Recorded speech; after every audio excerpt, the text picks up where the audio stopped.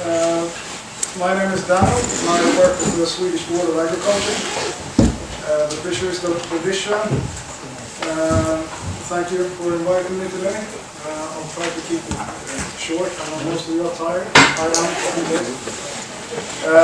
But I'm here to tell you a little bit about how Sweden works with sustainable development of recreational fishing and fishing tourism.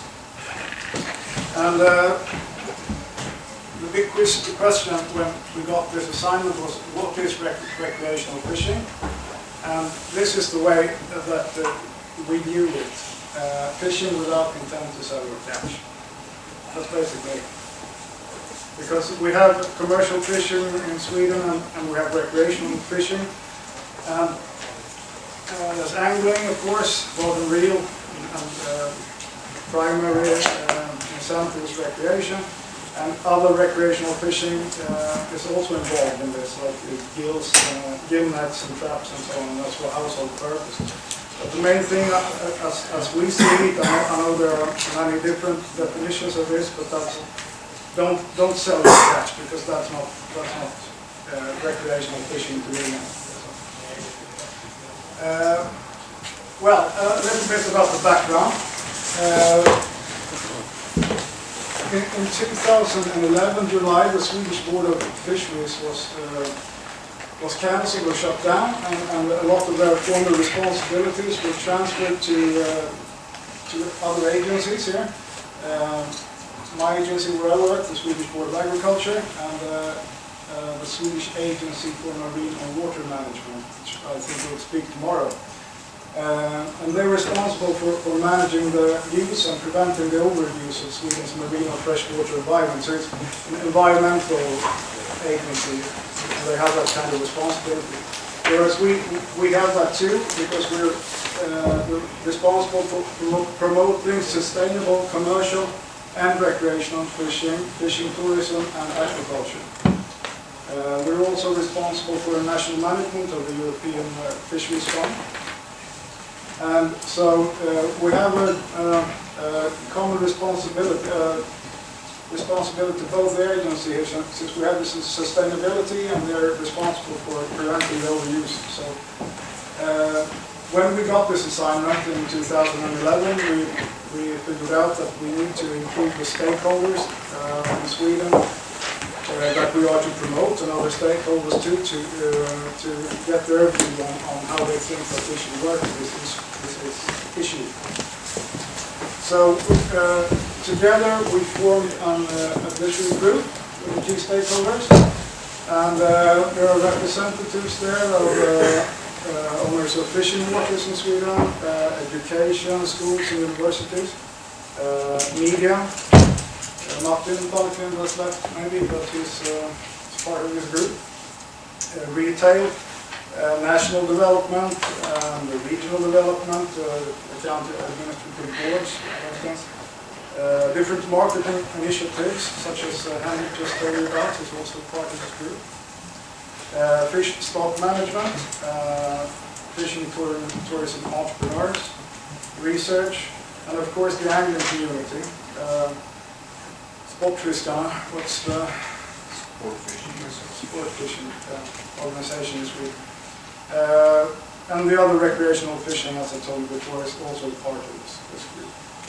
So together we thought of how we're going to work with this. To have some sort of guideline, we decided to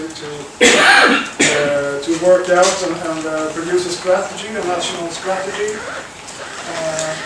And we have, it looks like this. It's quite unique actually, because it's the first document that states how the national agencies should work with the recreational fishing and fishing tourism. So we have a vision in the strategy. It's quite long. I'll read it to you. It says that recreational fishing is at least as popular as today and available for everyone. Fishing tourism has doubled and is an important part of Swedish tourism industry. Aquatic environments produce ecosystem services that meet the requirements of the recreational fishery, and that, of course, the recreational fishing and fishing tourism is environmentally sustainable. And well, to achieve this vision, we have worked out several national targets that we hope to meet before 2020. And I will show you this summary of some of them. This is crucial, of course, that the practice of recreational fishing should increase. And it's very important, I think, to work with kids and youth and to keep their interest in recreational fishing alive, because that's the growth phase. Improved urban and rural availability for recreational fishing. I think especially the urban availability is very important to work with, since most people live in urban areas. It's important for policymakers to think about this when they're planning the city around and stuff like that, so it should be available. And this is, I think, this topic has been discussed a lot, but this is very important, I think, that improved socioeconomic understanding of recreational fishing and fishing tourism. That's to raise the status and get it on the political agenda in a way that... The problem is in Sweden that we don't have any register of recreational fishing. You don't have to pay for a license in the sea or the 5 big lakes, so it's difficult to get a grasp of this, and we don't have a register of fishing tourism entrepreneurs either. But we're working on it now. We're trying to find some sort of method for this. And of course, improve knowledge of the ecological impact of recreational fishing. What does it mean for fish stock and different species in different areas? Maybe it's important in management. And this is also crucial, I think, that fisheries management should aim to maximize the socio-economic output of the resources, not just to manage it in a traditional way, the way it's always been managed, but look at the socio-economic effects of different types of uses of the resources. And for this to be able to be done, it needs that the national legislation should enable this type of consideration to be taken into account. That's not the case today, unfortunately. We only have environmental consideration when managing fish stocks in Sweden.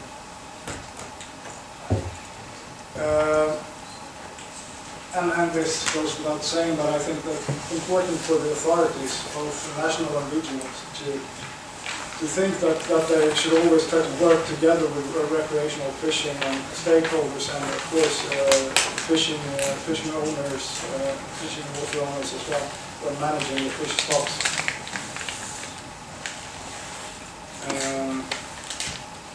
And this is about having educations for fishing tourism and fishing management.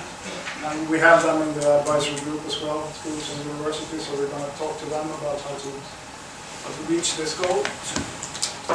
And this marketing goal is very important as well, because as Henrik mentioned, marketing is expensive, and I think that smaller marketing initiatives or companies don't have the financial strength to market themselves on the European market. I mean, Sweden Fishing is a great example where they've done just that. But I think that there are also different initiatives in Sweden that if we could, get them to cooperate, it would be a good thing, I think. And maybe we as an agency could be of help there. And of course, it's important that we as agencies have adequate resources and financial tools to promote this. And I think that comes from better social economic understanding of the value. So I think we have to start there. So the next step now is this strategy was launched in 2013. And the step now is to to invite the advisory group again and to see what the different organizations can contribute with to the different goals here, and work together towards this. I think that's it.